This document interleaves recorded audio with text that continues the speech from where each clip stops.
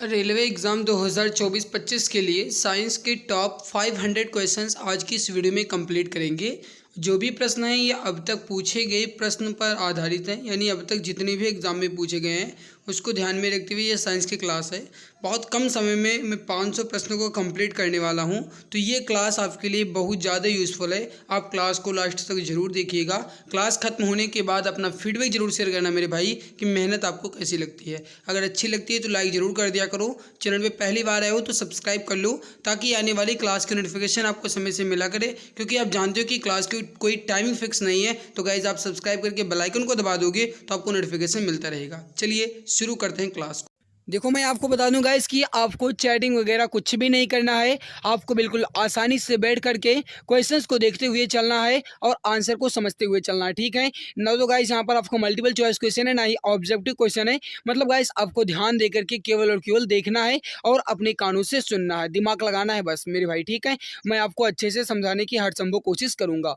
देखो पहला क्वेश्चन है कि तेल की बूंद पानी पर क्यों फैल जाती है। इसका सही आंसर हो जाएगा, वो हो जाएगा जल का तनाव, जो गाइस पृष्ठ तनाव है वो अधिक होता है। इसकी वजह से जो तेल की बूंद है या पानी की बूंद जो है मेरे भाई यह फैलती है, या पानी की बूंद जो है गाइस ये गोल होती है, ठीक है। अगला क्वेश्चन है कि वृत्ताकार पथ के चारों ओर पिंड की गति जो है यह किसका उदाहरण है। मेरे भाई यहाँ पर आप देखो क्वेश्चन क्या कहा गया कि वृत्ताकार पथ के चारों ओर पिंड की गति किसका उदाहरण है। इसका सही आंसर हो जाएगा, वो हो जाएगा समान वेग और परिवर्ती त्वरण का। किसका उदाहरण है? समान वेग और परिवर्ती त्वरण का। और अगला क्वेश्चन है आपके सामने कि पहाड़ों पर जो जल है ये कम तापमान पर क्यों उबलता है। मेरे भाई याद रखना यह क्वेश्चन आपसे पूछा जा सकता है। देखो मैं आपको बता दूं कि अगर आप इस क्लास को अंत तक देख लेते हो, हर एक क्वेश्चन आपको कंठस्थ हो जाते हैं, तो गाइस मैं आपको ये इतना ज़रूर कह सकता हूँ। देखो मैं प्रॉमिस तो नहीं कर सकता हूँ, लेकिन मैं इतनी उम्मीद ज़रूर लगा सकता हूँ मेरे भाई कि आपका लगभग हर संभव क्वेश्चन पूर्ण रूप से कंप्लीट होने की कोशिश जो है आपकी ये कंप्लीट हो जाएगी। मतलब फिजिक्स से संबंधित आपके जितने क्वेश्चन बन सकते हैं वो आपके सारे के सारे यहाँ पर कंप्लीट हो जाएंगे, ठीक है। लेकिन दिमाग लगा करके आपको क्वेश्चंस को यहाँ पर देखना है। पहाड़ों पर जल जो है ये कम तापमान पर क्यों उबलता है, आपसे ये पूछा गया। पहाड़ों पर वायु दाब जो है मेरे भाई ये कम होता है, जिसकी वजह से इसका क्वथनांक जो है मेरे प्यारे भाई यह क्या होता है, घट जाता है। अगला है कि जो केट है यह किस सिद्धांत पर कार्य करता है। तो यह जो है मेरे भाई यह न्यूटन के तृतीय नियम पर, जिन्हें हम क्रिया प्रतिक्रिया का नियम भी कहते हैं। बादल वायुमंडल में क्यों तैरते हैं, इसका कारण है गाइस वो है अल्प घनत्व के कारण। करेक्ट आंसर हो जाएगा अल्प घनत्व के कारण। अगला है कि लोलक की कालावधि किस पर निर्भर करती है। तो लोलक की जो कालावधि है गाइस वह उसकी लंबाई के ऊपर निर्भर करती है। पिंड का भार कहाँ शून्य नहीं होगा। कोई भी पिंड है उसका भार जो है कहाँ पर शून्य नहीं होगा, वह हो जाएगा पृथ्वी के सेंटर पर, ठीक है। पृथ्वी के केंद्र पर भाई किसी भी पिंड का भार जो है यह शून्य नहीं हो सकता है, तो यहाँ पर हो जाएगा पृथ्वी के केंद्र पर। अगला है कि किसी पिंड का वजन किसके केंद्र से प्रतिक्रिया करता है। तो वह उसके गुरुत्वाकर्षण केंद्र से प्रतिक्रिया करेगा। देखो अगर आपको लगता है कि मैं फास्ट करवा रहा हूँ, या फिर अगर आपको लगता है कि क्लास जो है थोड़ी तेज चल रही है, तो आप वीडियो की जो गाइस स्पीड है वो स्लो मोशन में आप कर सकते हैं, ठीक है। आप 175 गाइस कर ले तो आपको ज़्यादा मिल जाएगी। अगर आपको लगता है मैं स्लो बोल रहा हूँ तो आप स्पीड को बढ़ा भी सकते हैं। किसी पिंड का वजन किसके केंद्र में प्रतिक्रिया करता है। तो वह हो जाएगा गुरुत्वाकर्षण। अगला क्वेश्चन आपके सामने है कि जो बादल या किस कारण वायुमंडल में तैरते हैं गाइस, या अल्प घनत्व या फिर अभी आपने कहा निम्न घनत्व, ये आपका हो जाएगा। अगला है कि ऊंचाई बढ़ने से वायुमंडलीय दाब पर क्या प्रभाव पड़ता है। अगर ऊंचाई बढ़ेगी तो वायुमंडलीय दाब जो है मेरे भाई वह कैसा होता है, घटता है। पहाड़ों पर चढ़ने वाले व्यक्ति आगे क्यों झुकते हैं। पहाड़ों पर जो चढ़ने वाले व्यक्ति हैं आगे इसलिए झुकते हैं गाइस ताकि उनकी स्थिरता जो है यह बढ़ जाए। तो अपनी स्थिरता को बढ़ाने के लिए पहाड़ों पर जो चढ़ने वाले व्यक्ति होते हैं मेरे भाई वह झुक जाते हैं। अगला कि वॉशिंग मशीन का कार्य सिद्धांत क्या है। वॉशिंग मशीन का कार्य सिद्धांत क्या है, आपसे यह क्वेश्चन पूछा गया है। इसका सही आंसर हो जाएगा, वो हो जाएगा अपकेंद्रण। जो भी मित्र यहाँ पर बता रहे हैं कि अपकेंद्रण बिल्कुल करेक्ट हो जाएगा, बिल्कुल परफेक्ट आंसर आपका हो जाएगा। अगला है कि किसी लिफ्ट में बैठे हुए व्यक्ति को अपना भार कब अधिक मालूम पड़ेगा। देखो भाई किसी भी लिफ्ट में अगर आप बैठे हो तो अपना भार आपको कब अधिक मालूम पड़ेगा, आपसे पूछा गया है। क्वेश्चन आपसे क्या कहा गया कि किसी भी लिफ्ट में बैठे हुए व्यक्ति को अपना भार जो है ये कब अधिक मालूम पड़ेगा। तो गाइस जब लिफ्ट जो है यह त्वरित गति से ऊपर की ओर जा रही होगी, जब लिफ्ट त्वरित गति से ऊपर की ओर जा रही होगी तब उस लिफ्ट में बैठे हुए व्यक्ति को अपना भार जो है यह अधिक मालूम पड़ेगा अपने वास्तविक भार से, ठीक है। जल के वाष्प में परिवर्तन जो है गाइस वह क्या कहलाता है। तो वह गाइस उसका भौतिक कहलाता है, ठीक है। जल का वाष्प में परिवर्तन जो है गाइस ये क्या होता है, उसका भौतिकी होता है। हवाई जहाज में यात्रा करते समय पेन से स्याही निकलने लगती है, तो वायुदाब में कमी के कारण पेन से स्याही निकलने लगती है। कार्य का मात्रक क्या होता है, याद रखना मेरे भाई जूल होता है। द्रव की बूंद की आकृति जो है गाइस ये गोलाकार होने का क्या कारण है, तो इसका पृष्ठ तनाव। वर्षा की बूंदें गोलाकार क्यों होती हैं, तो सतही तनाव के कारण। ठीक है, तो यहाँ पर आपने देखा मेरे भाई, ये इंपॉर्टेंट क्वेश्चन आपके थे। ये फर्स्ट पेज हमारा कंप्लीट हुआ। सेकंड पेज की तरफ बढ़ते हैं। सेकंड पेज आपका आया इसकी, प्रेशर कुकर में खाना जल्दी क्यों बनता है, तो गाइस पानी का क्वथनांक जो है ये बढ़ जाता है। कहने का मतलब है पानी का जो गाइस उबलने की प्रक्रिया है ये थोड़ी तेज हो जाती है, जिसकी वजह से प्रेशर कुकर में खाना जो है जल्दी बन जाता है। बारिश की बूंदें किसके कारण गोल होती हैं, आपसे यह क्वेश्चन पूछा गया। इसका सही आंसर हो जाएगा पृष्ठ की तनाव के कारण। धातु की शुद्धता का निर्धारण किसकी सहायता से किया जाता है, तो धातु की शुद्धता का जो निर्धारण मेरे भाई यह आर्कमिडीज के सिद्धांत पर किया जाता है। अगला है कि वॉशिंग मशीन किस सिद्धांत पर कार्य करती है, तो यह अपकेंद्रण के सिद्धांत पर। न्यूटन सेकंड जिन्हें आप कहते हो मेरे भाई न्यूटन सेकंड, ये जो है किसका मात्रक है, तो यह गाइस जो है यह संवेग या फिर जिन्हें आप कहते हो मोमेंटम, उसका मात्रक हो जाएगा।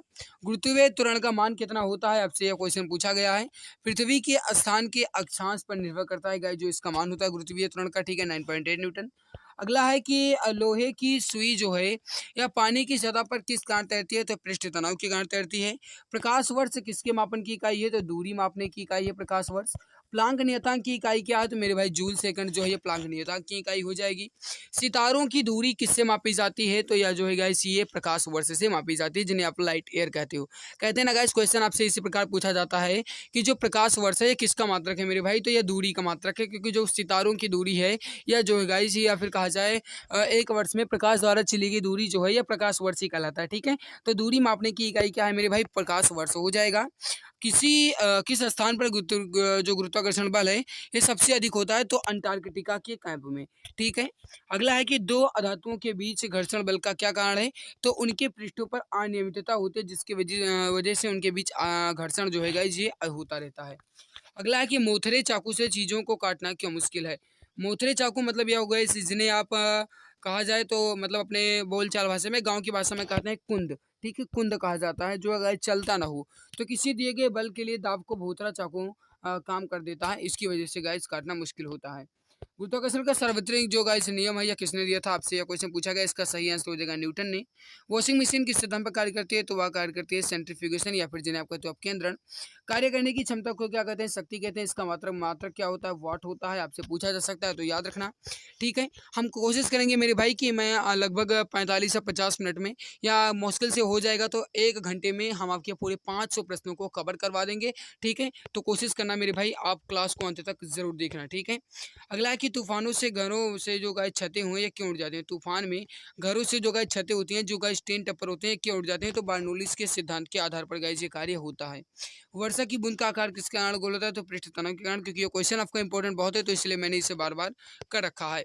अगला कि बैरोमीटर से क्या नापते हैं मेरे भाई, तो बैरोमीटर से वायुमंडलीय दबाव को मापा जाता है। सही आंसर क्या हो जाएगा यहाँ पर आपका, हो जाएगा वायुमंडलीय का दबाव। जो भी मित्र बता रहे हैं बैरोमीटर से हम वायुमंडलीय दबाव को मापते हैं, बिल्कुल सही हो जाएगा, बिल्कुल करेक्ट आंसर आपका हो जाएगा। अगला है विद्युत प्रवाह की इकाई क्या होती है मेरे भाई, तो विद्युत प्रवाह की इकाई क्या हो जाएगी यहाँ पर, एम्पियर। अगला है कि कोई व्यक्ति बर्फ की सतह सख्त सतह पर कैसे चल सकता है, तो उसे रोलर स्केट से इस्तेमाल करना चाहेगा, तभी वह बर्फ की सतह पर चल सकता है। अगला कि पृष्ठ तनाव की इकाई क्या है, इसका आंसर आप सभी को बताना है कि पृष्ठ तनाव की इकाई क्या है। इसका सही आंसर हो जाएगा न्यूटन प्रति मीटर। पृष्ठ तनाव की इकाई क्या हो जाएगी, न्यूटन प्रति मीटर। अगला कार्य की इकाई क्या है या कार्य का मात्रक क्या है, तो कार्य ऊष्मा और ऊर्जा। कार्य ऊष्मा और ऊर्जा जो है मेरे भाई, यह इसका जो मात्रक होता है यह जूल ही होता है। सही आंसर क्या हो जाएगा यहाँ पर आपका, हो जाएगा जूल। अगला है कि डेसिबल इकाई का प्रयोग क्या मापने में होता है, तो वह गाइस होता है ध्वनि मापने में। किसी वस्तु का भार सबसे कम कहाँ पर होगा, तो पृथ्वी के केंद्र पर सबसे कम होगा। और हर्ट्ज क्या मापने की यूनिट है, तो गाइस यह तरंगों की आवृत्ति को मापता है, हर्ट्ज। लिफ्ट में मनुष्य का वजन कम कम रहता है या फिर कब कम महसूस होता है, तो जब लिफ्ट जो है गाइस वह तेजी से नीचे की ओर जा रही होगी, तब लिफ्ट में बैठे व्यक्ति को अपना वजन जो है यह कम महसूस होगा या कम आभास होगा। प्रकाश वर्ष मात्रक है किसका, तो ये दूरी का है गाइस। अभी आपने बताया कि जो गाइस सितारों की दूरी है किस में मापी जाती है, तो प्रकाश वर्ष में, या एक वर्ष में चली गई जो गाइस सूर्य द्वारा दूरी है, या प्रकाश वर्ष ही कहलाती है, जिन्हें आप लाइट ईयर कहते हो। ठोस से गैस में बदलना क्या कहलाता है,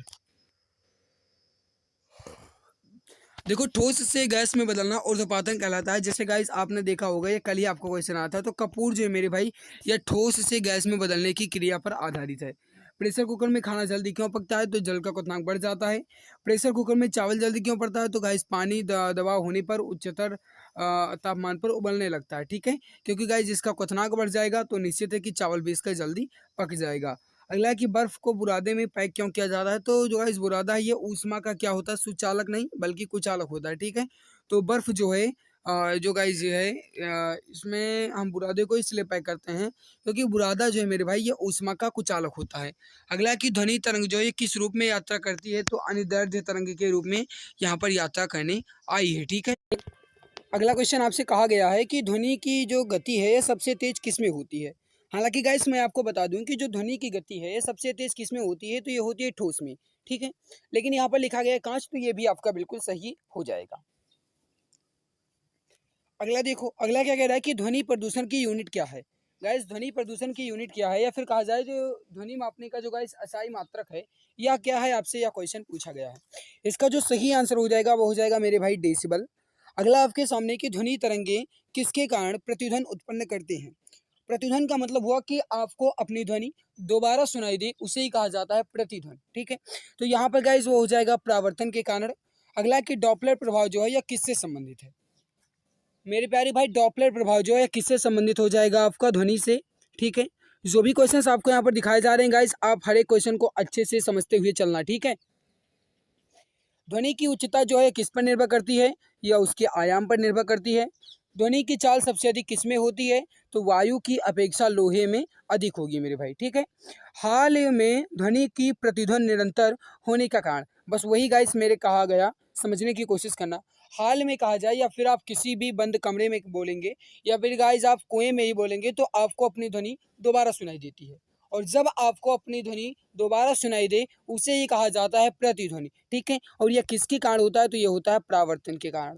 ग्रीन मफलर क्या है? तो ध्वनि प्रदूषण को कम करने के लिए जो सड़कों के किनारे किनारे वृक्षारोपण किए जा रहे हैं मेरे भाई, इसे ही कहा जाता है ग्रीन मफलर, ठीक है। ये आपसे गाइस पूछा जा सकता है तो याद रखना। प्राध्वनिक चाल मापने की इकाई क्या है? तो यह हो जाएगी आपकी मैक। अगला की आवृत्ति का मतलब एसआई इकाई क्या है मेरे भाई? तो यह हो जाएगा आपका हर्ट्ज, ठीक है। अगला क्वेश्चन आपसे क्या कहा गया है मेरे भाई कि श्वेत प्रकाश को विभिन्न रंगों में विभाजित होना जो है यह क्या कहलाता है? अब आप सभी जानते हैं मेरे भाई कि जो श्वेत प्रकाश है, चाहे वो गाइस सूर्य का श्वेत प्रकाश हो या गाइस नॉर्मल श्वेत प्रकाश हो, ठीक है। अगर हम उसे किसी भी प्रिज्म से गुजारेंगे मेरे भाई, प्रिज्म आप सभी जानते ही हैं, अगर हम उसे किसी भी प्रिज्म से गुजारेंगे तो वह 7 रंगों में विभक्त हो जाता है। कितने रंगों में विभक्त हो जाता है? तो 7 रंगों में वह बट जाता है। और इस सूर्य का या श्वेत प्रकाश का इन्हीं 7 रंगों में विभक्त होना वह कहलाता है क्या भैया? वर्ण विक्षेपण। क्या कहलाता है? वर्ण विक्षेपण। तो यहाँ पर आपका सही क्या हो जाएगा? विक्षेपण। अगला स्नेल का नियम किससे संबंधित है? तो स्नेल का नियम जो है यह प्रकाश के अपवर्तन से संबंधित है। अगला है कि आकाश का नीला रंग किसके कारण होता है? तो यह हो जाएगा आपका प्रकीर्णन के कारण। प्रकाश के अपवर्तन का कौन सा कारण उत्तरदायी है? तो मध्य का आपतन कोण, ठीक है। संक्रमण आयन किसमें प्रकाश को आवेशित कर लेते हैं या फिर अवशोषित कर लेते हैं? तो दृश्य क्षेत्र में। अगला कि आकाश में तारे टिमटिमाते हुए क्यों दिखते हैं? तो प्रकाश के अपवर्तन के कारण। अगला ज्योति तीव्रता का मात्रक क्या होता है? तो कैंडेला हो जाएगा। सूर्य के प्रकाश को पृथ्वी तक पहुंचने में कुल कितना समय लगता है? तो गाइज इसका देखो फिक्स टाइम कहीं भी गाइस मैनेजमेंट नहीं किया गया है, लेकिन अगर कहा जाए मुख्य रूप से तो 8 मिनट 16 या 8 मिनट गाइस 20 सेकंड तक के माने जाते हैं, ठीक है। तो आपको 8 मिनट 16 या 8 मिनट 20 अगर आपको कहीं भी मिल जाएगा तो आप इसे टिक कर देंगे, ठीक है। अगला है लेंस की क्षमता किस में मापी जाती है? तो यह डायोप्टर में मापी जाती है। अगला है कि साबुन के पतले झाग में चमकदार रंगों का बनना किस परिघटना का परिणाम है? तो यह हो जाएगा बहुलित परावर्तन और व्यतिकरण का, ठीक है। अगला है कि वाहनों में पीछे देखने के लिए किस दर्पण का प्रयोग किया जाता है? तो उसे हम प्रयोग करते हैं उत्तल दर्पण का। अगला है कि अस्त होते समय या गाइस उगते समय सूर्य लाल दिखाई देता है, इसका कारण क्या है? तो यह हो जाएगा प्रकीर्णन के कारण। अगला है कि मृग तृष्णा जो है यह किसका उदाहरण है? तो यह पूर्ण आंतरिक परावर्तन का उदाहरण है। हीरा चमकदार क्यों दिखाई देता है? तो सामूहिक आंतरिक परावर्तन के कारण। मृग तृष्णा बनने का कारण तो वही गाइस आपका पूर्ण आंतरिक परावर्तन। प्रकाश का रंग निश्चित किया जाता है तो यहाँ पर तरंग दैर्ध्य के द्वारा, ठीक है। देखो मैं बहुत तेज आपको यहाँ पर बता रहा हूँ गाइस कि मैं सोचता हूँ कि आपका कम समय में पूरे के पूरे क्वेश्चंस कवर कर लिए जाएं, ठीक है। 500 प्रश्न है और 500 के 500 प्रश्न आपके पूरे जो प्रश्न हैं ये सारे के सारे गाइस हम आपके कम समय में पूरे कवर करने की कोशिश कर रहे हैं और हो सकता है कि आपका कम समय में कवर भी हो जाए, लेकिन गाइस आपको पूरी क्लास को अंत तक जरूर देखना है। समुद्र के पानी का रंग नीला क्यों होता है, आपसे यह कहा गया। देखो गाइस, जल के अणुओं द्वारा जो नीचे प्रकाश का प्रकीर्णन होता है, जिसकी वजह से गाइस जो समुद्र का पानी है यह मुझे नीला दिखाई देता है। ठीक है, अब मुख्य रूप से मेरे भाई कहा जाए तो प्रकाश के प्रकीर्णन के कारण ही हमें समुद्र का जो पानी है यह नीला दिखाई देता है। सूर्य की किरणों में कुल कितने रंग होते हैं, 7 रंग होते हैं, आप जानते ही हैं, जिन्हें हम विबग्योर के नाम से याद रखते हैं, यानी इसके क्रम को हम विबग्योर के नाम से याद रखते हैं। ठीक है मेरे भाई, अगला क्वेश्चन है कि सीवी रमन को नोबेल पुरस्कार किस लिए मिला। अब सीवी रमन को नोबेल पुरस्कार किस लिए मिला, आपसे यह क्वेश्चन पूछा गया। थोड़ा समझो, आसान है गाइस, थोड़ा समझने की कोशिश करो। सीवी रमन को नोबेल पुरस्कार गाइस जो है यह किस लिए मिला, यह मिला था प्रकाश के प्रकीर्णन के अध्ययन के लिए। किसके लिए, प्रकाश के प्रकीर्णन का अध्ययन करने के लिए सीवी रमन को नोबेल पुरस्कार से नवाजा गया था। ठीक है, अगला रॉकेट जो है गाइस यह किस सिद्धांत पर कार्य करता है, तो यह जो है ये संवेग रूपांतरण के सिद्धांत पर कार्य करता है, जो कि हो जाएगा गाइस आपका न्यूटन का 3rd लॉ। अगला कि प्रतिदीप्ति का मात्रक क्या है, जो गाइस प्रतिदीप्ति है या फिर कहा जाए ज्योति तीव्रता, इसका जो मात्रक है मेरे प्यारे भाई याद रखना क्या हो जाएगा आपका कैंडेला। अगला कि वायु की क्षैतिज गति से होने वाले ऊष्मा के अंतरण को क्या कहते हैं, तो वह कहते हैं चालन। आपसे ये पूछा जा सकता है, याद रखना। ठीक है, देखो मैं सोचता हूँ कि कम समय में आपके पूरे क्वेश्चंस कवर कर लिए जाएं, सो गाइस मैं थोड़ा फास्ट आपको यहाँ पर क्वेश्चंस करवा रहा हूँ। अगर आपको थोड़ा ज़्यादा तेज लग रहा है तो आप क्लास की स्पीड को स्लो कर सकते हैं। अगला है कि सूर्य की ऊष्मा पृथ्वी पर कैसे पहुँचती है, तो विकिरण के दौरान। भूमंडलीय तापन का कारण क्या है, तो गाइस लगातार मतलब वनों का कम होना या फिर पेड़ों का कटना। ठीक है, ये जो है भूमंडलीय तापन का मुख्य कारण है। ताजे पानी का हिमांक बिंदु कितना होता है मेरे प्यारे भाई, तो यह होता है आपका 0 डिग्री सेल्सियस। अगला है कि केल्विन मान में जो मानव शरीर का सामान्य ताप है यह कितना होता है, तो 310 केल्विन। अगला है कि रेफ्रिजरेटर में थर्मोस्टेट का कार्य क्या होता है। रेफ्रिजरेटर या फिर जिन्हें गाइस कहा जाए तो घर की भाषा में कहा जाता है फ्रिज। ठीक है, तो फ्रिज में जो गाइस थर्मोस्टेट लगा होता है उसका कार्य क्या है, तो एक समान तापमान को बनाए रखने के लिए किसका गाइस कार्य होता है, तो यह होता है कि जो तापमान होता है इसको एक समान बनाए रखने के लिए, ना तो ज़्यादा हो ना ही कम हो, इसको एक समान तापमान बनाए रखने के लिए गाइस जिसका प्रयोग किया जाता है। ठीक है, शीतकाल में कपड़े में जो गाइस गर्म है ये क्यों रखते हैं, कहने का मतलब शीतकाल में कपड़े जो गाइस ये हमें गर्म क्यों रखते हैं, तो ये हो जाएगा शरीर की ऊष्मा को बाहर जाने से रोकते हैं। जो गाइस गर्म कपड़े हैं ये शरीर की ऊष्मा को बाहर जाने से रोकते हैं, जिसकी वजह से गाइस हम शरीर में जो गाइस शीतकाल में या ठंडियों में कपड़े पहनते हैं मेरे भाई, यह हम गर्म कपड़े पहनते हैं। ठीक है, ताकि हमें गर्मी लगे और जो गाइस ऊष्मा ये हमारे शरीर के अंदर ही रहे। ठीक है, अगला आपके सामने की बॉल पेन किस सिद्धांत पर कार्य करता है, तो गुरुत्वीय बल पर। अगला है कि आपेक्षिक आर्द्रता हम किस रूप में मापते हैं, तो आपेक्षिक आर्द्रता को हम प्रतिशत के रूप में मापते हैं।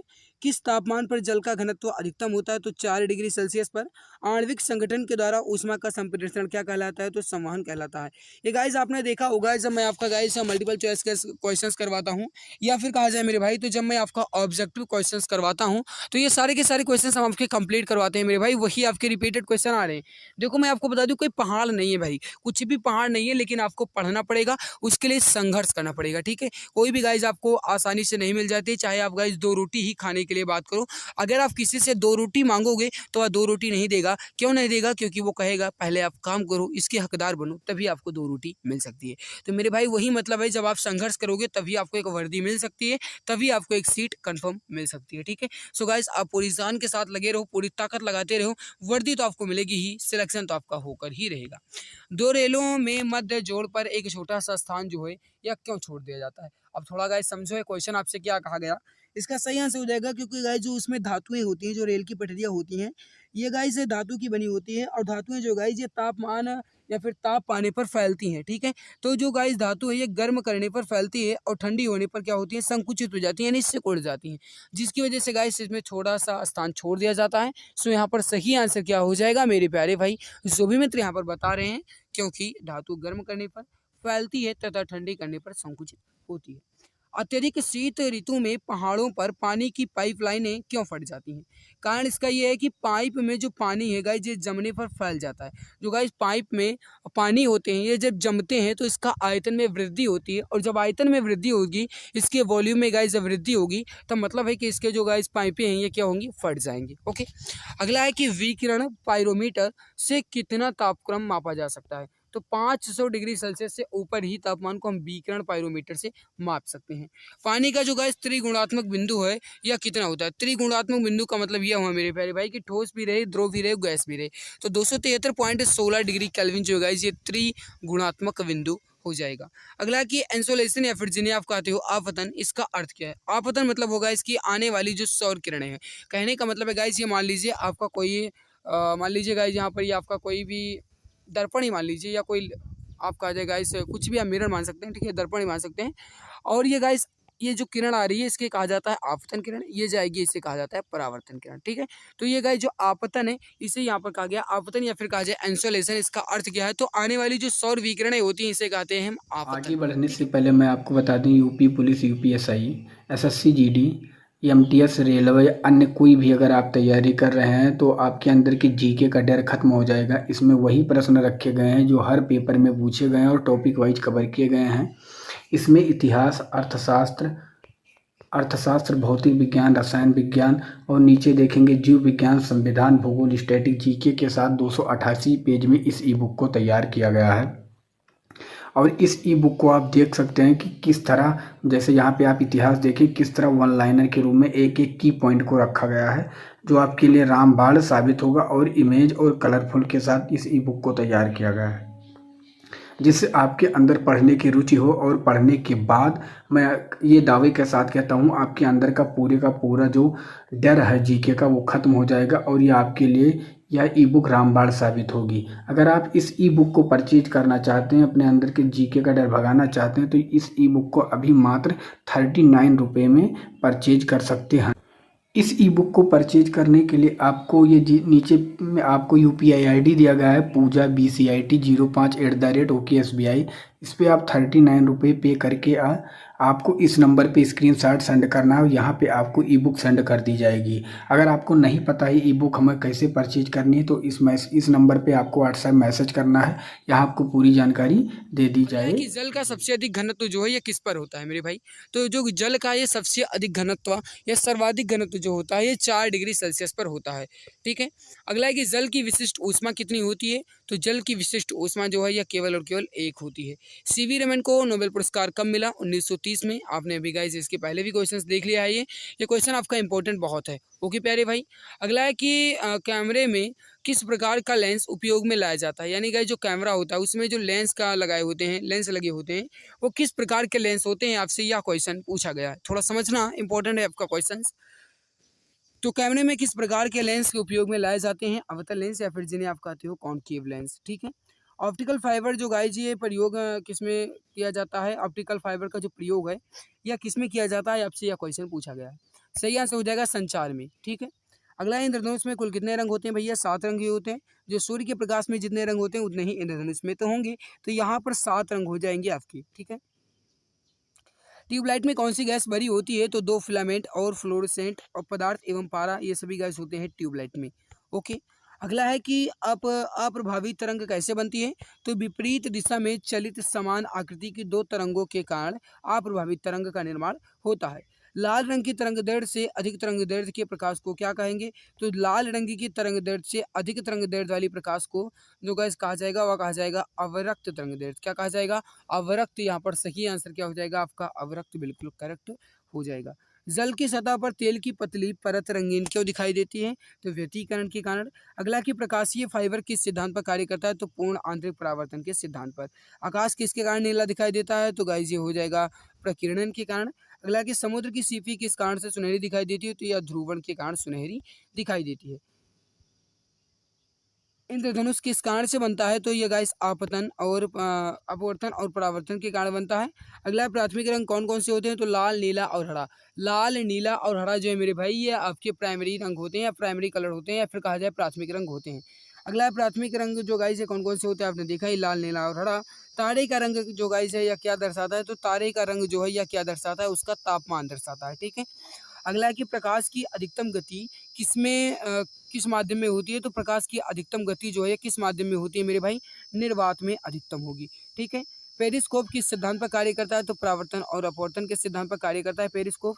अगला है रिफ्लेक्शन एंड जो गाइस रिफ्रैक्शन है, ये गाइस इसी सिद्धांत पर कार्य करता है, ठीक है। यहाँ पर ये इंग्लिश में लिखा हुआ है, इसी का मतलब यहाँ पर ये लिखा है। अगला है कि उच्चतम तरंगदैर्ध्य रंग जो है किस में मिलता है, तो ये लाल रंग में मिलता है। अगला, यदि वायुमंडल ना होता तो आकाश का रंग कैसा दिखाई देता, तो जिस प्रकार से अंतरिक्ष यात्री को आकाश का रंग दिखाई दे रहा है उसी प्रकार से गाइस हमें सबको भी दिखाई देता अगर वायुमंडल ना होता तो, ठीक है। लेकिन ना होता तब भैया, ठीक है वायुमंडल तो हमें तो नीला दिखाई दे रहा है, तो यहाँ पर सही आंसर क्या हो जाएगा, हमें काला दिखाई देता। अगला कि सितारों का रंग क्या दर्शाता है, तो वह उसका तापमान दर्शाता है। लाल फूल को हरे प्रकाश में रखने पर क्या दिखाई देगा, जब लाल फूल को हरे प्रकाश में रखा जाएगा तो वह कैसा दिखाई देगा, काला दिखाई देगा। अगला कि पानी में रखी पेंसिल मुड़ी हुई दिखाई क्यों दिखाई देती है, तो यह प्रकाश के अपवर्तन के कारण दिखाई देती है। रंगों के समूह को क्या कहा जाता है, तो रंगों के समूह को वर्णपट्टी कहते हैं। आंतरिक यात्री को आकाश किस रंग का दिखाई देता है, अभी मैंने आप सभी को बताया था कि आंतरिक यात्री को जो आकाश है गाइस ये काला रंग का दिखाई देता है। अगला है कि छाया घटन किसके द्वारा समझाया जा सकता है, तो प्रकाश के सीधे प्रसार के द्वारा। कोहरे में हम क्यों नहीं देख पाते, तो प्रकाश के प्रकीर्णन के कारण कोहरे में हमें नहीं दिखाई पड़ता है। ओके, अगला क्वेश्चन है कि रमन का प्रभाव जो है किससे संबंधित है, तो यह प्रकाश से संबंधित है या फिर लाइट से संबंधित है। और गाइस इसे इन्हीं प्रकाश के लिए या फिर इन्हीं प्रभाव के लिए गाइस जो नोबेल पुरस्कार है ये 1930 में इन्हें दिया गया था, ठीक है, सीवी रमन को। अगला आपके सामने कि प्रकाश का वेग अधिकतम किस में होता है, तो प्रकाश का वेग जो है अधिकतम किस में होगा मेरे भाई, निर्वात में होगा।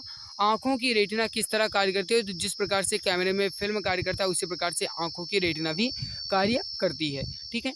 इंद्रधनुष में सबसे ऊपरी भाग में कौन सा रंग होता है, गाइस आपने देखा है विवग्योर, यानी कि सबसे ऊपरी भाग कौन सा हो जाएगा आपका गाइस, यहाँ पर हो जाएगा लाल, ठीक है। सबसे नीचे कौन सा होता है, तो वॉयलेट। अगला है कि रेल इंजन चालक के लिए किस प्रकार का मोटर संस्तुत है, तो डीसी मोटर बिल्कुल सही हो जाएगा। अगला विद्युत बल्ब में कौन सी गैस भरी जाती है, तो नाइट्रोजन। फ्यूज तार का प्रयोग क्यों किया जाता है, तो सर्किट में प्रवाहित होने वाले अधिक विद्युत को रोकने के लिए, यानी एक सीमित विद्युत देने के लिए हम फ्यूज तार का प्रयोग करते हैं। और गाइस से घर की जो मतलब परिपथ होता है मेरे भाई, विद्युत का परिपथ होता है, उसकी सुरक्षा के लिए हम फ्यूज तार का इस्तेमाल करते हैं, ठीक है। अगला है कि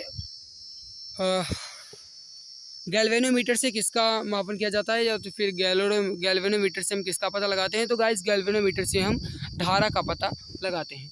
विद्युत धारा का चुंबकीय प्रभाव जो है यह सबसे पहले किसने अवलोकित किया, तो गाइस ऑस्ट्रेट के द्वारा सबसे पहले अवलोकित किया गया था। प्रेरकत्व का मात्रक क्या है मेरे भाई, तो हेनरी प्रेरकत्व का मात्रक हो जाएगा। अगला कि मैग्नेटिक फ्लक्स का मात्रक क्या है या चुंबकीय फ्लक्स का मात्रक क्या है, तो यह हो जाएगा आपका वेबर। चल कुंडली या फिर जो गाइस मूविंग कॉइल है इसे क्या मापा जाता है, तो इससे उच्च आवृत्ति के एसी को मापते हैं। सही आंसर क्या हो जाएगा, उच्च आवृत्ति के एसी को। चुंबकीय सुई जो है यह किस तरफ संकेत करती है मेरे भाई, तो यह गाइस जो है ये तांबा की ओर संकेत करती है। विद्युत उत्पन्न करने के लिए कौन सी धातु का प्रयोग करते हैं, तो यूरेनियम धातु का प्रयोग करते हैं। टंगस्टन का गलनांक बिंदु कितना होता है, 3000 डिग्री सेंटीग्रेड। अगला है कि टेस्ला चुंबकीय की इकाई क्या है, क्षेत्र हो जाएगा। अगला कि विद्युत का सबसे अच्छा सुचालक कौन सा है, तो ग्रेफाइट हो जाएगा।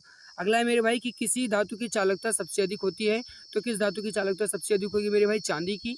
अगला कि विद्युत चुंबक में क्रोड के रूप में किसका इस्तेमाल होता है, तो मृद लोहा का इस्तेमाल किया जाएगा विद्युत चुंबक में क्रोड के रूप में। अगला क्वेश्चन आपसे पूछा गया है कि विद्युत उपकरण में जो अर्थ होता है मेरे भाई, कहते हैं ना ये अर्थिंग है, तो मेरे भाई वही जो अर्थ होता है उसका मतलब क्या, तो वह होता है सुरक्षा के लिए, ठीक है। बैटरी के प्रचालन का मूल सिद्धांत क्या है, तो विद्युत अपघटन। बिजली के बल्ब का फिलामेंट किसका बना होता है, तो टंगस्टन का बना होता है। मुक्त रूप से निलंबित चुंबकीय सुई किस दिशा में टिकती है, तो उत्तर दक्षिण दिशा में टिकती है। अगला आपके सामने की चुंबकीय कपास की सुई किस ओर इंगित करती है, तो चुंबकीय कपास की सुई जो है गाइस ये चुंबकीय उत्तर और चुंबकीय दक्षिण की दिशा की ओर संकेत करेगी या इंगित करेगी। विद्युत मात्रा की इकाई क्या है, तो गाइस एम्पियर हो जाएगा विद्युत मात्रा की इकाई। अगला कि विद्युत बल्ब का तंतु जो है यह किसका बना होता है, विद्युत बल्ब का जो गाइस तंतु है किसका बना होता है, या फिर उसका जो गाइस फिलामेंट है किसका बना होता है, तो टंगस्टन का बना होता है, ठीक है। अगला है आपके सामने कि शुष्क सेल में किस तरह की ऊर्जा निहित होती है, तो इसका सही आंसर हो जाएगा रासायनिक ऊर्जा। एम्पियर घाट जो है गाइस, एम्पियर घंटा जो है यह किसका मात्रक है, तो यह आवेश की मात्रा का मात्रक है, ठीक है। एम्पियर घंटा किसका मात्रक है, आवेश की मात्रक का। अगला है कि बिजली के करंट के माप की इकाई क्या है, तो यह एम्पियर हो जाएगी। अगला है कि विद्युत चुंबकीय इंजेक्शन की घटना को क्या कहते हैं, तो किसी भी कॉयल में विद्युत धारा जो गाइस है इसके गाइस जो घटना है इसे हम विद्युत चुंबकीय इंजेक्शन के नाम से भी जानते हैं। अगला क्वेश्चन आपसे पूछा गया है कि शुष्क सेल में किस तरह की ऊर्जा निहित होती है, तो शुष्क सेल में मेरे भाई रासायनिक ऊर्जा निहित होती है। एम्पियर घंटा किसका मात्रक है, आवेश की मात्रा का। अगला आपके सामने की बिजली के करंट के जो माप की इकाई है यह क्या है, इसका सही आंसर हो जाएगा मेरे भाई बिजली के करंट के जो माप की इकाई है क्या हो जाएगी, एम्पियर। अगला है कि जो विद्युत चुंबकीय है इसकी इंजेक्शन की घटना क्या कहलाती है? तो किसी भी कॉइल में विद्युत। ये जो गाइस मैंने यहाँ पर रिपीट किए हैं क्वेश्चंस, ये क्वेश्चन आपके काफ़ी ज़्यादा इंपॉर्टेंट है। सो गाइस मैंने इसे रिपीट कर दिया है ताकि आप यहाँ पर देख लो, ठीक है। तो इसीलिए मैंने यहाँ पर रिपीट किया है, ये मत सोचना कि मैं भूल गया हूँ। अगला आपके देखो तो कि धारा को पैदा करना, चुंबक और कॉइल को आगे पीछे विस्थापित करना, ये जो गाइस है ये किसका कारण होता है? तो किसी भी कॉइल में विद्युत इंजेक्शन या फिर विद्युत चुंबकीय इंजेक्शन की घटना को। प्रत्यावर्ती धारा को दिष्ट धारा में कैसे बदला जाता है? तो डायोड के माध्यम से। विद्युत प्रतिरोध की इकाई क्या होती है? ओम, बिल्कुल सही आंसर हो जाएगा। विद्युत बल्ब का जो तंतु टंगस्टन से बना होता है, ये आखिर क्यों बना होता है? तो क्योंकि गाइस जो टंगस्टन होता है इसका गलनांक जो होता है क्या होता है? अधिकतम होता है या फिर उच्च होता है। इसी की वजह से विद्युत बल्ब का जो गाइस तंतु है या फिलामेंट है ये टंगस्टन धातु का बना होता है। विद्युत धारा की मात्रा मापने के लिए कौन सा यंत्र का प्रयोग करते हैं? तो एमीटर का। CFL का पूरा नाम क्या है मेरे भाई? तो कॉम्पैक्ट फ्लोरिसेंट लैंप, बिल्कुल सही होगा। अगला है कि गैर पारंपरिक ऊर्जा स्रोत क्या है? तो नाभिकीय ऊर्जा। अगला है कि किस विकिरण की या फिर किस किरण की भेदन क्षमता सबसे अधिक होती है? तो गामा किरणों की भेदन क्षमता सबसे अधिक होती है। अगला क्वेश्चन आपसे पूछा गया कि नाभिकीय रिएक्टर में ऊर्जा उत्पन्न होती है, तो गाइस ये जो होती है यह नियंत्रित विखंडन के द्वारा नाभिकीय रिएक्टर में ऊर्जा उत्पन्न होती है। देहली आवृत्ति क्या है? तो जिसके नीचे प्रकाश वैद्युत उत्सर्जन संभव नहीं होता उसे ही कहा जाता है देहली आवृत्ति।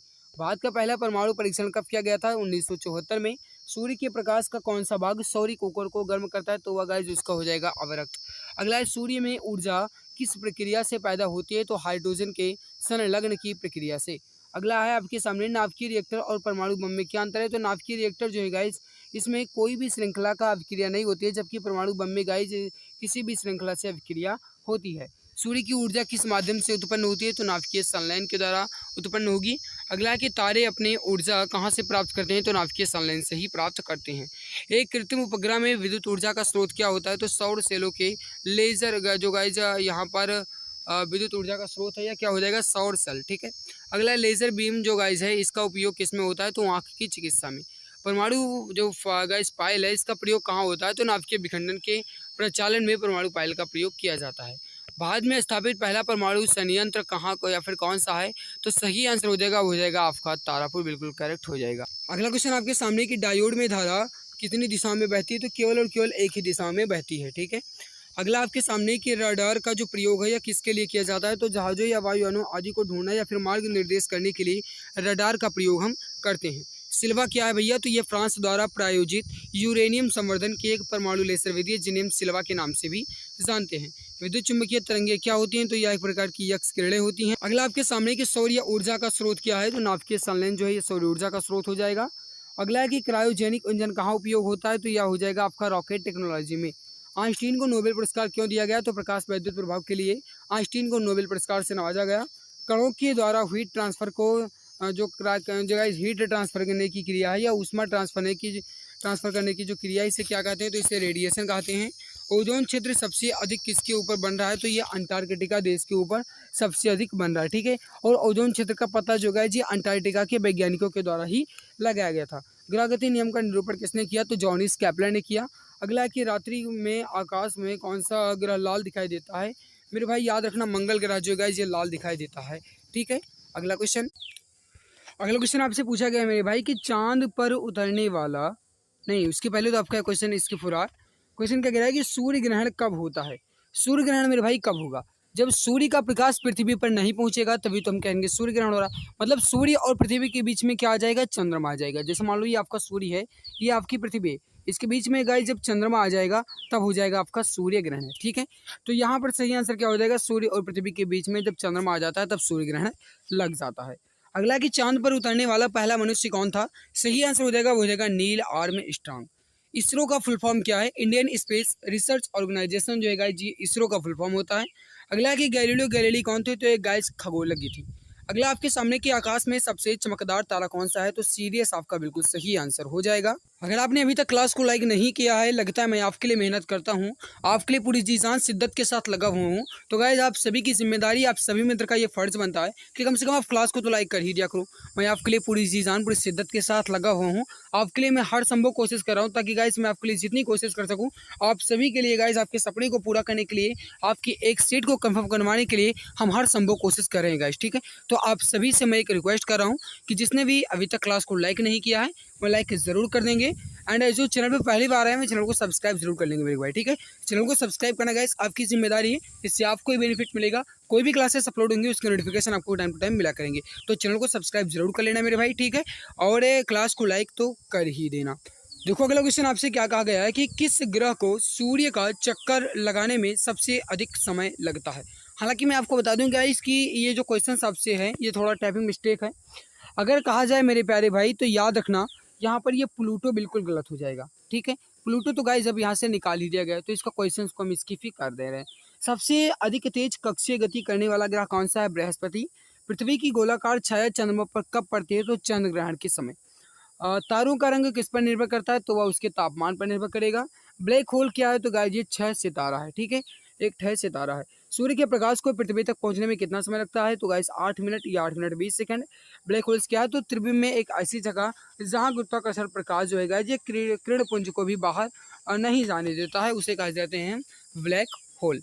अगला आपके सामने की जो गाइस सूर्य के सबसे नजदीक ग्रह या कौन सा है? तो गाइस सूर्य के सबसे नजदीकी ग्रह कौन सा हो जाएगा? बुध। तो बुध, शुक्र, पृथ्वी, मंगल, बृहस्पति, शनि, अरुण, वरुण। मतलब ये गाइस है कि वरुण जो है ये सबसे दूर हो जाएगा और जो बुध ग्रह मरकरी ग्रह है मेरे भाई यह सबसे अधिक नजदीकी ग्रह हो जाएगा। ब्लैक होल की जानकारी सबसे पहले किसने दी? तो यश चंद्रशेखर ने। अगला है कि मेघनाद शाह किस योगदान के लिए जाने जाते हैं? तो खगोल भौतिकी के योगदान के लिए जाने जाते हैं। अगला है कि जो गाइस यहाँ पर सोलर सिस्टम है इसको किसने खोजा था? तो कैपलर ने खोजा था। हालांकि गाइस मैं आपको बता दूं कि सोलर सिस्टम जो है गाइस ये आपको कैपलर तो बहुत कम लेकिन कॉपरनिकस आपको ज़्यादा देखने को मिलेगा, ठीक है। तो आप कॉपरनिकस ही याद रखना। अगला है कि हे वृक्ष से किसको मापा जाता है? तो हम गाइस इससे इंडक्टेंस को मापते हैं। अगला है कि सोनार अधिकांशतः प्रयोग में लाया जाता है तो नौ संचालकों के द्वारा। साहा परमाणु भौतिकी संस्थान कहाँ है? तो कोलकाता में है। अगला आपके सामने मेरे भाई के राडार का आविष्कार किसने किया था? तो रॉबर्ट वाटरसन कॉट ने किया था, ठीक है। अगला है कि नियॉन लैंप का आविष्कार किसने किया था? नियॉन लैंप का आविष्कार किसने किया था? लुई प्रिंस ने किया था। नैनोमीटर का उपयोग किसमें किया जाता है? तो गैसों का दाब करने के लिए। डायनेमो का अर्थ क्या है मेरे भाई? तो डायनेमो का जो अर्थ है यह है मैकेनिकल ऊर्जा का इलेक्ट्रिकल ऊर्जा में परिवर्तित करना। मतलब गाइस जो यांत्रिक ऊर्जा है इसको हम विद्युत ऊर्जा में परिवर्तित करते हैं तो डायनेमो के माध्यम से ही परिवर्तित करते हैं। ओके चलो भैया नेक्स्ट क्वेश्चन आपके सामने कि दूरबीन का आविष्कार किसने किया था? तो गैलीलियो गैलीली ने किया था। सापेक्ष आर्द्रता किससे मापी जाती है? हाइग्रोमीटर से। पायरोमीटर किससे नापने के लिए प्रयोग में लाया जाता है? तो उच्च तापमान को। आर्किमिडीज किस देश के थे? तो गाइस ये ग्रीस से थे।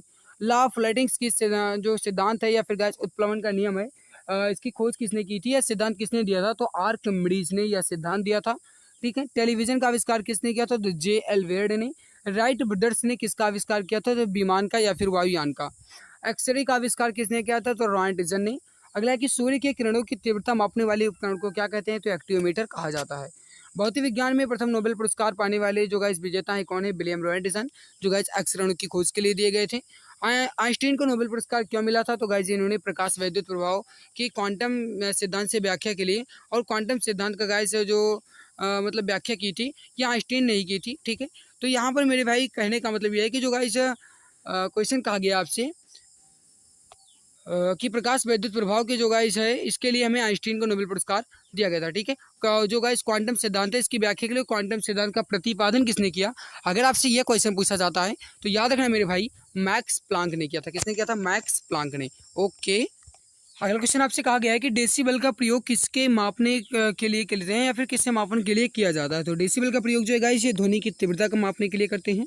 दो वस्तुओं के मध्य कोणीय दूरी मापन के लिए कौन सा यंत्र प्रयुक्त होता है? तो यह गाइस एक्सपेक्टेंट यंत्र प्रयुक्त होता है। वायुमंडलीय दबाव मापने के लिए हम किस यंत्र का प्रयोग करते हैं? तो बैरोमीटर का प्रयोग करते हैं।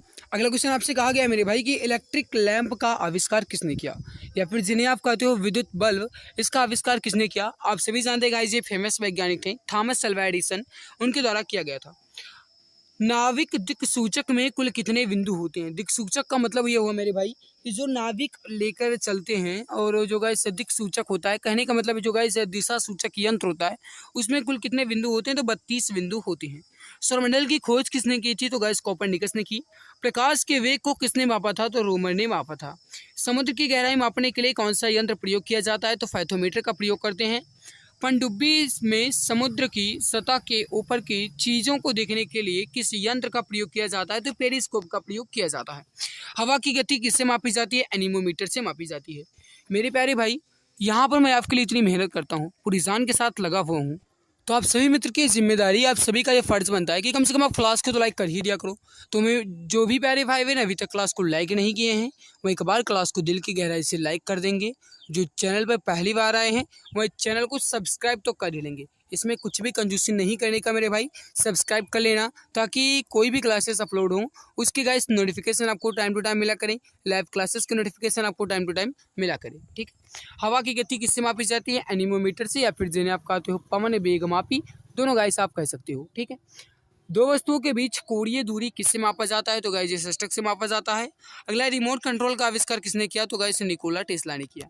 दूर की चीज़ें किसकी सहायता से देखी जा सकती हैं? टेलीस्कोप की सहायता से, या फिर जिन्हें आप कहते हो दूरबीन। परावैज्ञानिक किरणों की खोज किसने की थी? तो जॉन विलियम रिटर ने की थी। ओके, नेक्स्ट आपके सामने की पृथ्वी सूर्य के चारों ओर घूमती है, इसकी खोज जो है किसने की? तो कॉपरनिकस ने की थी। ठीक है, इन्होंने ही बताया था कि पृथ्वी जो है सूर्य के चारों ओर घूमती है। सापेक्ष आर्द्रता किससे मापा जाता है? तो यह हाइग्रोमीटर से मापा जाता है मेरे भाई। तापमान को किससे मापते हैं? तो थर्मामीटर से मापते हैं। फिर देखो, वायु की आर्द्रता मापने वाला यंत्र कौन सा? हाइग्रोमीटर हो जाएगा। आइंस्टीन को नोबेल पुरस्कार क्यों मिला? प्रकाश वैद्युत प्रभाव के लिए। फिर है कि पायर हेलियोमीटर किससे नापने के लिए प्रयोग किया जाता है? तो सोलर रेडिएशन को नापने के लिए। विज्ञान दिवस किस वैज्ञानिक की याद में मनाया जाता है? तो सीवी रमन, जो कि 28 फरवरी को मनाया जाता है, आप सभी जानते हैं मेरे भाई। सुरंग निर्माण में कौन सा रेल इंजन प्रयोग किया जाता है? तो स्टोरेज बैटरी रेल इंजन का प्रयोग किया जाता है। रेल की बैटरी जो गैस पटरी है या किस धातु की बनी होती है? तो उच्च गति इस्पात की बनी होती है। ठीक है, अगला है कि रेलगाड़ियों में जो गैस डैनोमीटर कार का प्रयोग होता है किसके लिए होता है? तो पटरियों की अवस्था रिकॉर्ड करने के लिए। अगला है कि रेल की पटरी में जो फिश प्लेट है ये क्या काम करता है? तो दोनों पटरियों को जोड़ने का काम जो गैस फ्लैश प्लेट होता है ये जोड़ने का काम करता है दोनों पटरियों को। ओके, चलो भैया, अगला क्वेश्चन है कि पहली विज्ञान कांग्रेस जनवरी 1914 में कहाँ आयोजित की गई थी? तो कोलकाता में। नॉटिकल मील का उपयोग किसके लिए किया जाता है? तो नौ संचालन के लिए, या फिर कहा जाए खगोलीय दूरी का प्रयोग किसके लिए किया जाता है? तो नौ संचालन की दूरी को मापने के लिए गाइस हम खगोलीय का प्रयोग करते हैं। डेसिबल किसे नापने के लिए प्रयोग में लाया जाता है? तो वातावरण में ध्वनि को। एम्पियर क्या नापने की इकाई है? करंट, या फिर जिन्हें आप कहते हो विद्युत धारा। यंग प्रत्यास्थता का गुणांक क्या है? न्यूटन प्रति वर्ग मीटर, या फिर कहा जाए मेरे भाई तो न्यूटन प्रति मीटर स्क्वायर जो है यह यंग प्रत्यास्थता का गुणांक हो जाएगा। मात्रकों की अंतर्राष्ट्रीय पद्धति कब लागू की गई? तो 1971 में। खाद्य ऊर्जा को हम किस इकाई में माप सकते हैं? कैलोरी में। विद्युत मात्रा की इकाई क्या है? एम्पियर। एसआई पद्धति में लेंस की शक्ति को क्या कहते हैं? तो डायोप्टर कहते हैं। फिर अगला है कि कैंडेला मात्रक है, तो गाइस ये किसका है? ज्योति तीव्रता का। जूल जो है किसकी इकाई हो जाएगी? ऊर्जा, ऊष्मा, या फिर कार्य का। ल्यूमेन किसका मात्रक है? तो ज्योति फ्लक्स का। क्यूरी किसकी इकाई का नाम है? रेडियो धर्मिता का। फिर दाब का मात्रक क्या है मेरे भाई? तो पास्कल हो जाएगा। कार्य का क्या हो जाएगा? जूल हो जाएगा। प्रकाश वर्ष जो है किसकी इकाई है? दूरी की है। जड़त्व का माप क्या है? द्रव्यमान है। एंगस्ट्रम क्या मापता है? ये गाइस जो है ये तरंगदैर्घ्य मापता है। किसने न्यूटन से पूर्व भी बता दिया था कि सभी वस्तुएं पृथ्वी की ओर गुरुत्वाकर्षण से होती हैं? तो ये गाइस ब्रह्मगुप्त ने। यदि एक पेंडुलम से दोलन करने वाली घड़ी को पृथ्वी से चंद्रमा पर ले जाया जाए तो घड़ी कैसी होगी? तो घड़ी जो है गाइस ये सुस्त हो जाएगी। ठीक है, अगला है कि प्रकाश वोल्टेज सेल के प्रयोग से सौर ऊर्जा का रूपांतरण करने से किसका उत्पादन होता है? तो प्रकाशीय ऊर्जा का उत्पादन होता है। जब हम रबड़ के गद्दे वाली सीट पर बैठते हैं या गद्दे पर लेटते हैं तो उसका आकार परिवर्तित हो जाता है, ऐसा पदार्थ में पाया जाता है क्या? तो ऐसे पदार्थ में उसकी स्थितिज ऊर्जा पाई जाती है। तो यहाँ पर मेरे भाई हमने 500 क्वेश्चंस को कंप्लीट कर लिया। अगर आपको लगता है कि 500 क्वेश्चन नहीं थे तो आप एक एक क्वेश्चंस को गिन सकते हो, काउंट कर सकते हो। 500 क्वेश्चन थे जो कि गाइस हमने 1 घंटे से पहले ही कवर कर लिया, और ये सब गाइस हुआ है आप सभी के सहयोग से, क्योंकि गाइस आप समझते हैं कि मैंने कहा जाए तो बहुत ही फास्ट करवाए हैं क्वेश्चंस, और मैं एक दिन और 500 क्वेश्चन आपके ले लूँगा। ओके मेरे प्यारे भाई, तो आज की हमारी मेहनत आप सभी को कैसी लगी? वीडियो के नीचे कमेंट सेक्शन में कमेंट करके जरूर बताना। अच्छी लगी है तो लाइक करना, साथ में जो भी मित्र चैनल पर पहली बार आए हैं वह चैनल को सब्सक्राइब जरूर कर लेंगे ताकि आने वाली हर लाइव क्लास के नोटिफिकेशन जो आपको टाइम टू टाइम मिला करेगी। इस क्लास की PDF कहाँ मिलेगी? वो आपको हमारे टेलीग्राम चैनल एग्जाम गुरुजी बाय एडमी पर मिल जाएगी, आप जाकर के देख लेना। ठीक है, तो मैंने बहुत ही फास्ट क्वेश्चंस करवाए हैं आपके, ताकि हम कम समय में आपके पूरे क्वेश्चंस को कवर कर सकें। तो आई होप अब हमारी मेहनत आप सभी को अच्छी लगी होगी। कैसी लगी, भली बुरी बद्दी जो भी गाइस आपके प्रति हो, हाँ हमारी राय गाइस जो भी आपके प्रति हो वो आप कमेंट सेक्शन में कमेंट करके जरूर बताना। ठीक है, तो आज की इस बेहतरीन लाजवाब क्लास में बस इतना ही। मिलते हैं दूसरी नई क्लास में, तब तक के लिए नमस्कार। अब जी के विषय का डर हुआ पूरी तरह खत्म। जी हाँ, आप सभी के लिए 5000 प्लस क्वेश्चंस की ई बुक लॉन्च की जा चुकी है। इस ई बुक में आपको history, geography, economic, constitution, science के अंतर्गत फिजिक्स, केमिस्ट्री, बायोलॉजी और स्टैटिक जीके के 5 प्लस क्वेश्चंस के साथ एक्स्ट्रा पॉइंट्स मिलेंगे। यह ई बुक आपको इमेज एंड कलरफुल मिलेगी ताकि आपको पढ़ने में मजा आए। इस ई बुक को आप मात्र 39 रुपये में परचेज कर सकते हैं, जिस पे 60% का डिस्काउंट चल रहा है। अगर आप अभी परचेज करेंगे तो आप मात्र 39 रुपये में खरीद सकते हैं। इसको खरीदने के लिए UPI ID पूजा BCI T05@OKSBI पर आपको मात्र 39 रुपये पे करना है, या फिर अन्य डिटेल्स आप व्हाट्सएप नंबर 8948667652 पे आप प्राप्त कर सकते हैं। यहाँ से भी आप परचेज कर सकते हैं। यह ई बुक आपको सभी एग्जाम्स में बहुत ज़्यादा हेल्प करेगी और आपको सिलेक्शन दिलाने में बहुत ज़्यादा मदद करेगी। बहुत बहुत धन्यवाद।